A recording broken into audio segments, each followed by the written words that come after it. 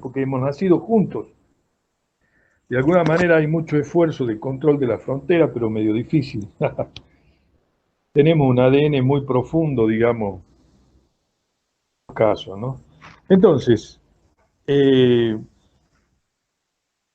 una vez digamos que tenemos esas expresiones, bueno, los liberales de la Junta tratan de alguna manera de evitar que se forme la Junta Grande, porque ellos eran liberales centralistas, querían el manejo digamos, lo único que les interesaba era el progreso de Buenos Aires y sobre todo el tema del contrabando. Los caudillos federales van a sublevarse, López y Ramírez, en contra de Rondó. Y en 1820 forman un ejército que los derrota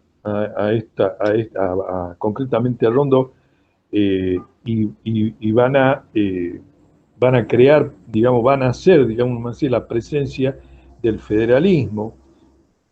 La batalla de Cepeda, la primera batalla de Cepeda.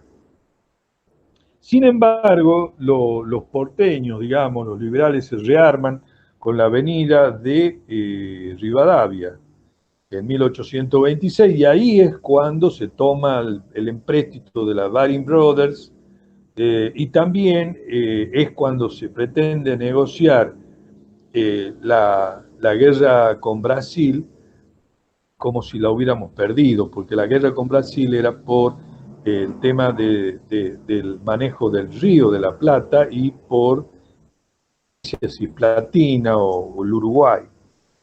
Y habiendo ganado nosotros la batalla en Ituzaingó, Martín García va a negociar como si hubiéramos perdido. Eso produce también la caída de los unitarios que estaban ahí en la Junta, sobre todo de Rivadavia, y, y va a, eh, y de alguna manera va a asumir eh, la, el gobierno de Buenos Aires, eh, eh, Dorrego, Manuel Dorrego. Manuel Dorrego pertenecía al federalismo de Buenos Aires. Siempre acuérdense que en esta etapa no existía nación, no existía provincia. El último cabildo que hubo fue de 1836, porque la intendencia, al crearla el virreinato, hace desaparecer los cabildos y aparece la figura famosa del municipio. Eso es creación posterior, ¿no?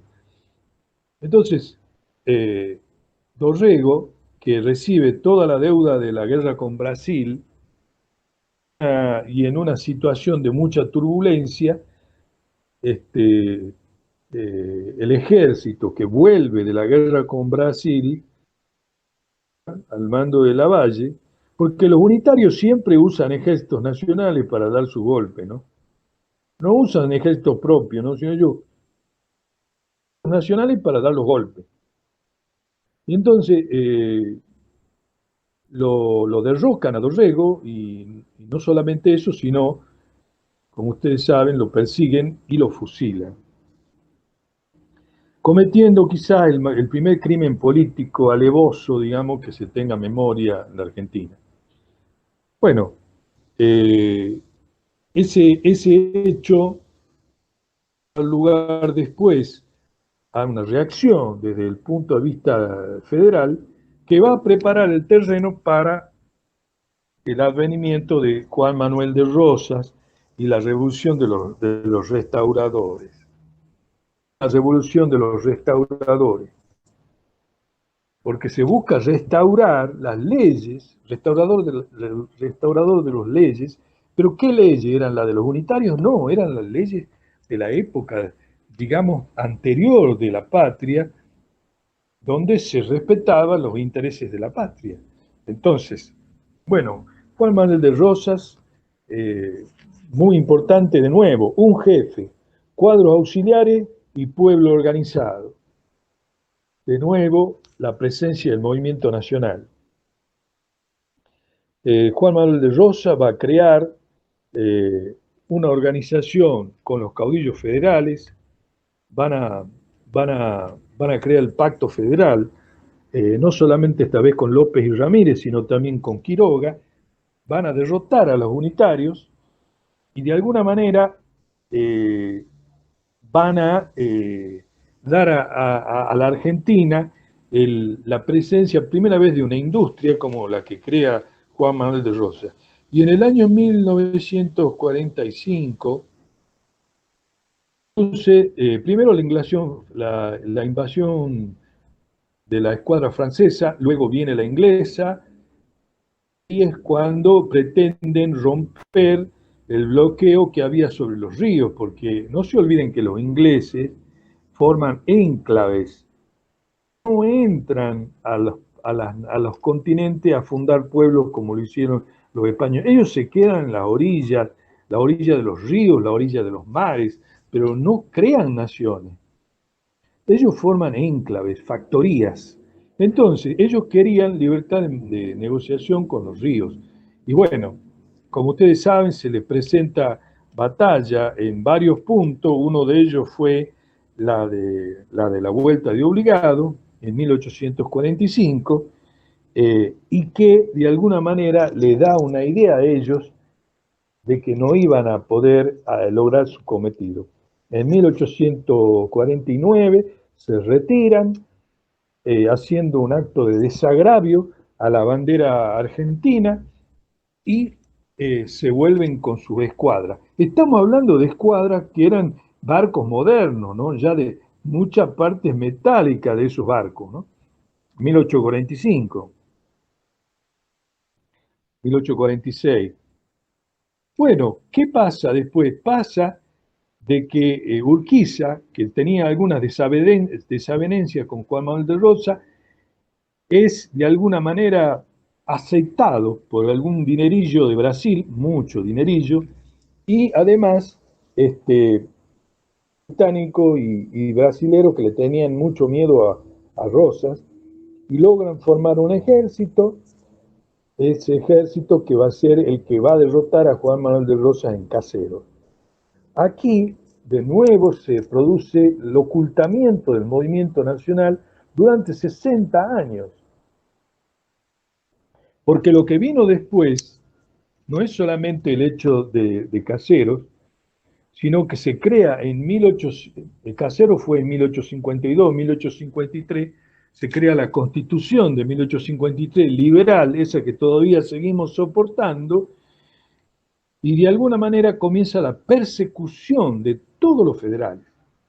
Esa persecución que duró muchos años, no se olviden que después viene. Urquiza, por supuesto, gobernó 6 años, y Mitre se le vino encima, lo derrotó en la segunda de Cepeda, pero en Pavón, habiendo estado ganando la batalla, se retira del campo y le deja, parece que también hubo algunos dinerillos, que de alguna manera le deja el campo a Mitre y se retira a sus... Y eso es lo que va a generar primero, después el gobierno de Mitre y el gobierno de Sarmiento, que con los Remington y todas las armas modernas comienzan a perseguir al federalismo, Chacho Peñalosa, etcétera, etcétera, etcétera. Este, el tema es que en ese mismo momento se produce la enorme tragedia de la guerra de la llamada Triple Alianza contra el Paraguay, donde, como usted sabe, se diezmó a toda la población paraguaya, un país que había logrado por su propio esfuerzo crear un marco de desarrollo importante, y por los intereses ingleses, sobre todo vinculados al algodón, deciden destruir la alianza Brasil, Uruguay y Argentina, destruir al Paraguay, y de alguna manera, ¿cómo será la destrucción? Que en Paraguay hasta los niños combatieron, y el Día del Niño en Paraguay es el día de la batalla en que mueren la mayor cantidad de niñitos que estaban peleando. De alguna manera fue tremendo. Por eso el general Perón es tan querido en el Paraguay, Porque lo primero que hizo el general Perón es devolver los trofeos de guerra. Se los devolvió al Paraguay, en fin, tuvo esos gestos que son reparadores de la dignidad, sobre todo. Bueno, eh, como les dije, después de Mitre y Sarmiento, vienen los gobiernos, la oligarquía propiamente dicha, que es el gobierno de Roca. Con Roca se crea lo que conocemos como la oligarquía nacional y se va a, eso a durar bastante tiempo, los gobiernos roquistas. Y bueno, Buenos Aires, como la conocemos, fue fundada, digamos, refundada de esa manera, todas las avenidas que conocemos en Buenos Aires, todas esas mayores, los edificios y todas esas cosas importantes se hicieron en la época de la oligarquía, la época de los peones flacos y las vacas gordas. Algunos liberales se acuerdan de la Argentina de aquel momento, dicen en la época en que la Argentina era sí, pero era de las vacas gordas y los peones flacos, y la distribución de la riqueza era.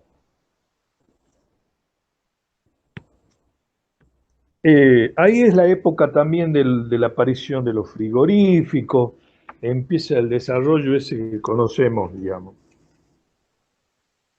Eh, la, bueno, nosotros vamos a ver que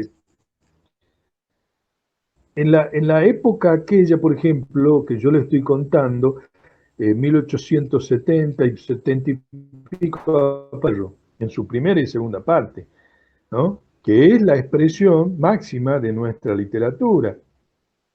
¿Por qué? Porque va a contar el drama del ser criollo, del ser nacional,